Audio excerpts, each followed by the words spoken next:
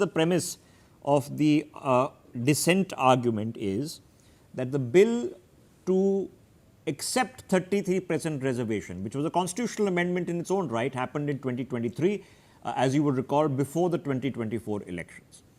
Now, the argument made at that point of time is that in order to implement 33% reservation for women in parliament, you cannot guarantee that if you have women candidates from a political party, they will win. So, there have to be seats in which there are only women candidates. Therefore, only a woman candidate can get elected. We have a similar system which are backward class reserved seats for SC, STs in parliament, which are predetermined that these seats can only have an SC, ST candidate. Okay. Now, the argument that Tahira Hassan is pointing out that in the existing setup of parliament, 543 seats, why not just do 1/3 there and then? The government's argument was that we are going to create more constituencies, hence the strength of parliament will go up potentially to 850, including the union territories. This will go up proportionally. This has the political benefit for some of these political parties, and let's face it, there is no man in that parliament who wants to lose his seat because it became a women's only constituency. That the number of men in parliament in real numbers will actually go up, but the percentage of women in parliament will come to 33%. Okay? So, there are two parts of the argument. I just want to touch base some statistical information before we go back to have that conversation. Ma'am, I'll just come to you. So, let's pick this up from the top. Why does India need a law that mandates 33% reservation for women in parliament? It is an affirmative action. Here we are 80 plus years since independence undertaking this affirmative action. Ideally, you would say that if 50% of the population is women, well, then organically a democracy should deliver 50% women in parliament, parity. That hasn't happened. Historically, it hasn't happened because the number of women registered to vote and coming out to vote who qualify as voters under adult franchise of being above 18 was traditionally poor. The turnouts of men were higher. In the recent past, we've seen states where the turnouts of women are now higher. But the number of candidates picked by the political parties are primarily men. It is a patriarchal system. So, now this puts it in perspective.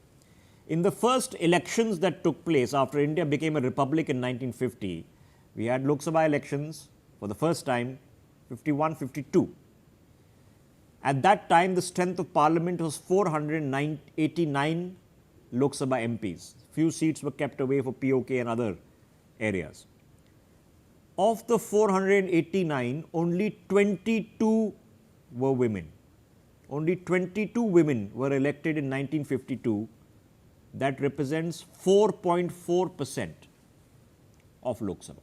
So, that's the first Lok Sabha had 4.4%.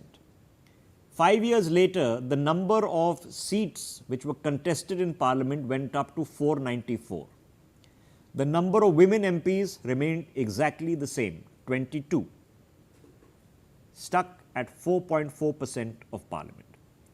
By 1962, it had risen to 31. Roughly 6.3% of parliament. So, 94% of MPs were men.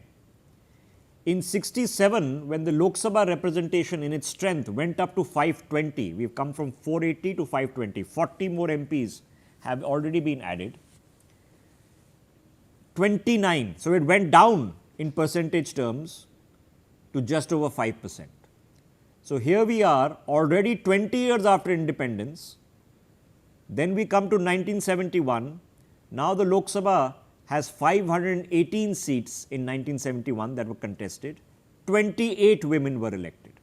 That's again just over 5%. Here we are 30 years after independence. In 1977, controversial times in India's democratic history, we are now at the strength that you and I recognize of the Lok Sabha, 543.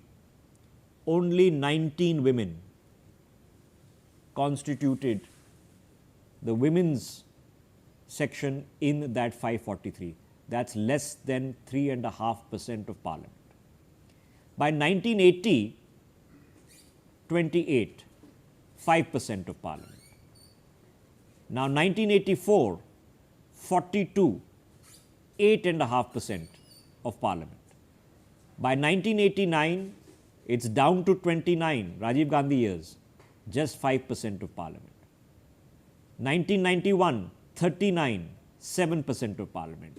We have not crossed 10%. 1996, 40 of the 543, 7.3% of Parliament, women. 1998, 43 of 543, still under 8% of Parliament. We haven't once crossed 10%.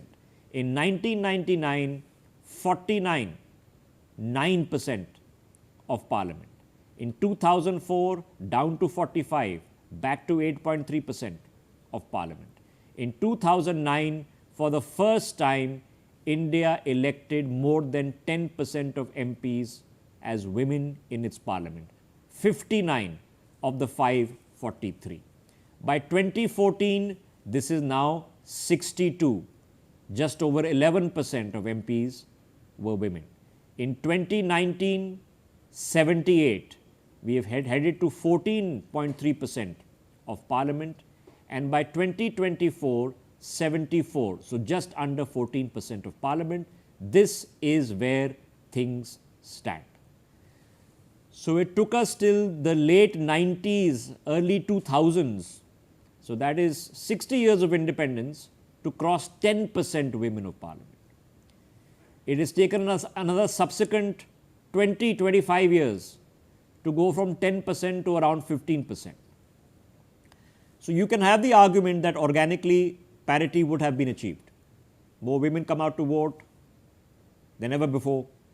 They're more likely to elect women candidates, more women politicians. But that would have taken, at this rate, 40, 50 years.